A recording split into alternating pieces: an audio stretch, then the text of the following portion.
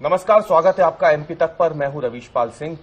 हमारी इस खास पेशकश एमपी फाइल्स में आज हम बात करने वाले हैं 2 दिनों तक कांग्रेस पार्टी ने जो मंथन किया है मध्य प्रदेश के मशहूर पर्यटन स्थल मांडू में जाकर के विधायकों के साथ ये पूरा प्रशिक्षण शिविर हुआ था। 12 से ज्यादा इसमें सत्र हुए थे।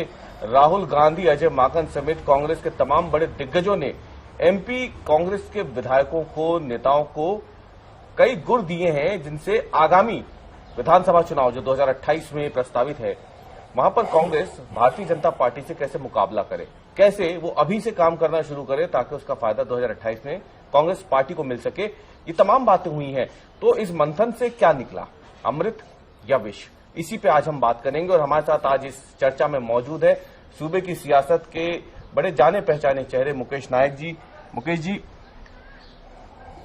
भारतीय जनता पार्टी कहती है कि हमारा प्रशिक्षण शिविर होता है पचमढ़ी में, तो देखा देखी आप लोग दूसरे पर्यटन स्थल पहुंच जाते हैं मांडू में और प्रशिक्षण शिविर कर लेते हैं।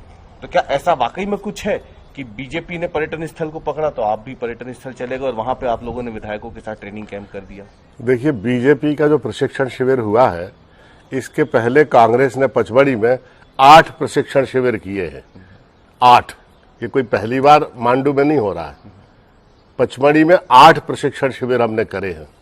ये मांडू में जो प्रशिक्षण शिविर हुआ है ये विधायकों के लिए है।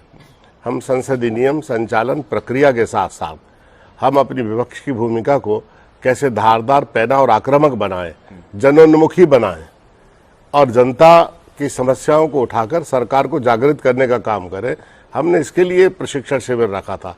दूसरी चीज, जो विधायक जीते हैं वो अपने विधानसभा क्षेत्र को कैसे मेंटेन करें, कैसे जनविश्वास अर्जित करें, संपर्क, संवाद और विमर्श को कैसे जीवंत बनाएं, ये सारी चीजों पर उसमें विचार हुआ है।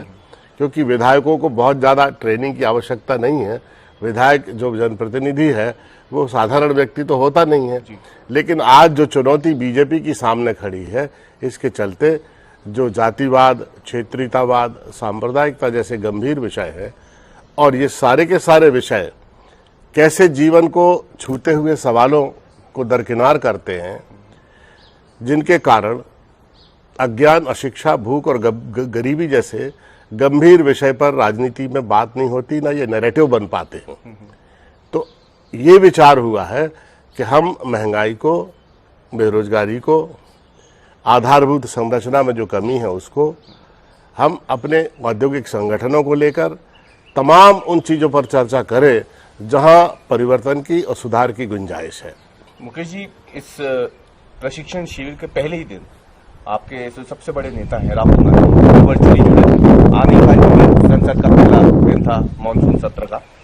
तो क्या उनकी तरफ से सीख या नसीहत विधायकों को दी गई उस दिन? देखिए, उन्होंने यही बताया कि ये जो भारतीय जनता पार्टी है ये विधायकों की चोरी करती है, ये मतदाताओं के नाम कम और ज्यादा कर देती है और ये चुनाव को इस तरह से डिजाइन करती है जो लोकतांत्रिक मूल्यों और मर्यादाओं के विरुद्ध जाकर बीजेपी को जिताने के लिए एक कॉन्स्टेंसी को दर्जी की तरह डिजाइन कर लेते हैं, नाप तौल के।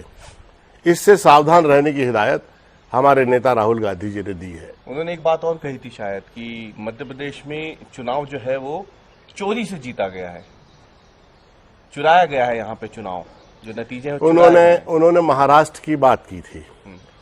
महाराष्ट्र के बारे में कहा था कि लगभग 1 करोड़ मतदाता अचानक कैसे बढ़ गए ये। और मध्य प्रदेश में भी आपने देखा होगा पिछले दिनों कि एक घर में 250-250 मतदाता है। जब वहां लोग पहुंचे तो 5 से 10 आदमी वहां रहते हैं और 250 मतदाताओं के नाम लिखे हैं। तो ये लोकतंत्र की चोरी हुई कि नहीं हुई? तो जब आप बात कर रहे हैं नैरेटिव की बात, आपने कहा कि नैरेटिव जो एक भाजपा सेट करती है, कई बार कांग्रेस उसमें फंस जाती है और ये एक बड़ी वजह मानी जाती है मध्य प्रदेश में लगातार चुनाव दर चुनाव कांग्रेस के पिछड़ने की। बात जब नैरेटिव की आती है तो बीजेपी एक और नैरेटिव अभी उठा रही है कि आपके इस प्रशिक्षण शिविर से 66 कुल विधायक है कांग्रेस के मध्य प्रदेश में, उसमें से भी 6 विधायक जो हैं वो इसमें से नदारद रहे। कुछ बड़े नाम भी हैं, अल्पसंख्यक समुदाय से विधायक भी हैं, वो इस बैठक से नदारद रहे। तो भाजपा जो नैरेटिव बनाना चाह रही है उसमें क्या वाकई कोई सच्चाई है क्या कि क्यों ये लोग नाराज रहे जब एक प्रशिक्षण शिविर था, विधायकों के लिए था और पहले से सूचना थी इसकी? अब कोई दूरबीन से किसी व्यक्ति को देखेगा तो कुछ ना कुछ तो दिख ही जाएगा ना। अब वो कह रहे हैं कि 5 विधायक नहीं आए, उन्हें जो 55 विधायक आए वो नहीं दिख रहे। अरे भाई, अपरिहार्य कारणों से किसी भी कार्यक्रम में ऐसा होता है, एक रेशियो होता है। कोई किसी के यहाँ शादी है, किसी के यहाँ ब्याह है, किसी का परिजन स्वास्थ्य खराब है, उसका स्वयं का स्वास्थ्य खराब है, ऐसे अपरिहार्य कारण होते हैं। कमलनाथ जी भी नहीं आए। देखिए,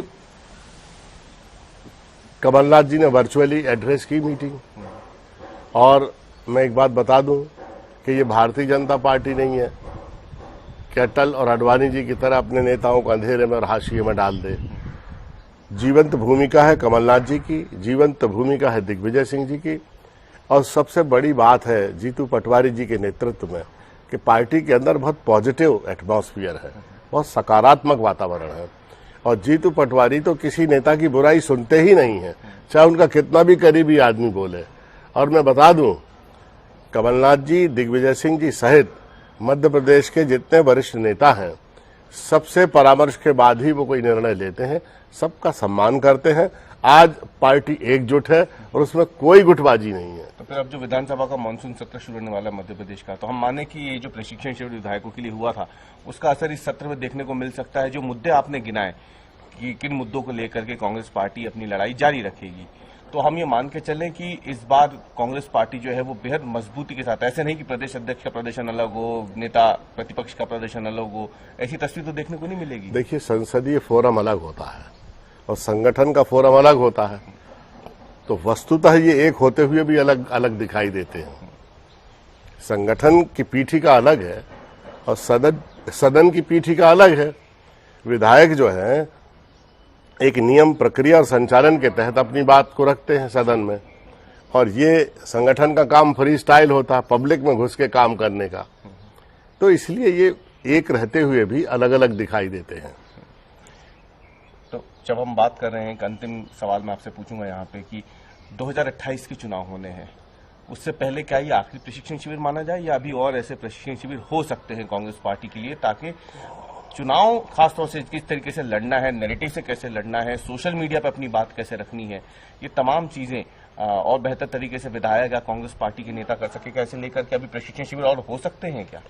बहुत गंभीर और महत्वपूर्ण प्रशिक्षण शिविर होंगे, खास तौर से आर्टिफिशियल इंटेलिजेंस के उपयोग को लेकर। बहुत गहन प्रशिक्षण होगा, वर्तमान विधायकों का भी होगा, संभावित उम्मीदवारों का भी होगा, मीडिया के जितने प्रवक्ता हैं उनका भी होगा, और संगठन के जितने जिला अध्यक्ष हैं उनका भी होगा, और सोशल मीडिया से जुड़े लोगों का भी होगा। अनेक प्रशिक्षण शिविर होंगे जिसमें बहुत गंभीरतापूर्वक आर्टिफिशियल इंटेलिजेंस की ट्रेनिंग दी जाएगी। बहुत बहुत धन्यवाद हमसे जुड़ने के लिए मुकेश जी। तो मुकेश नायक जी थे जिन्होंने एमपी फाइल्स में आज शामिल होकर के कांग्रेस का जो प्रशिक्षण शिविर हुआ है उसमें क्या बातें निकल के सामने आई हैं उस पर उन्होंने अपनी बात रखी है। ये भी साफ कर दिया है कि भारतीय जनता पार्टी के नैरेटिव में हर बार फंस के जो नुकसान कांग्रेस पार्टी को उठाना पड़ता है, अब कम से कम वो नुकसान ना उठाना पड़े, इसलिए इस बार इस जो ट्रेनिंग कैंप रखा गया था मांडू में, इस बात का खास ध्यान दिया गया है और खास तौर पर नसीहत दी गई है नेताओं को, विधायकों को, कि उन्हें जनता से जुड़े हुए मुद्दों से कहीं और नहीं भटकना है, बेवजह की बयानबाजी नहीं करनी है, सोशल मीडिया पर ऐसा कोई पोस्ट नहीं करना है जिसका खामियाजा जैसे पूर्व में कांग्रेस पार्टी को होता रहा है वो फिर से हो। और पहला ट्रेनिंग कैंप है, जैसे कि मुकेश नायक बता रहे हैं कि अभी इस तरीके के और ट्रेनिंग कैंप कांग्रेस पार्टी को करने की जरूरत है और वो आगे भी होंगे, जिसमें न केवल संगठनात्मक रूप से, न केवल जमीन पर भाजपा जैसे मजबूत संगठन से कैसे लड़ना है, बल्कि सोशल मीडिया और आर्टिफिशियल इंटेलिजेंस के इस युग में कैसे नैरेटिव को ध्वस्त करना है, उसकी ट्रेनिंग भी आने वाले समय में कांग्रेस पार्टी अपने कार्यकर्ताओं, विधायकों और नेताओं को देने वाली है। तो हमारी आज की इस चर्चा में इतना ही। एमपी फाइल्स में कल हम फिर हाजिर होंगे एक नए मुद्दे और नए विश्लेषण के साथ। तब तक के लिए धन्यवाद।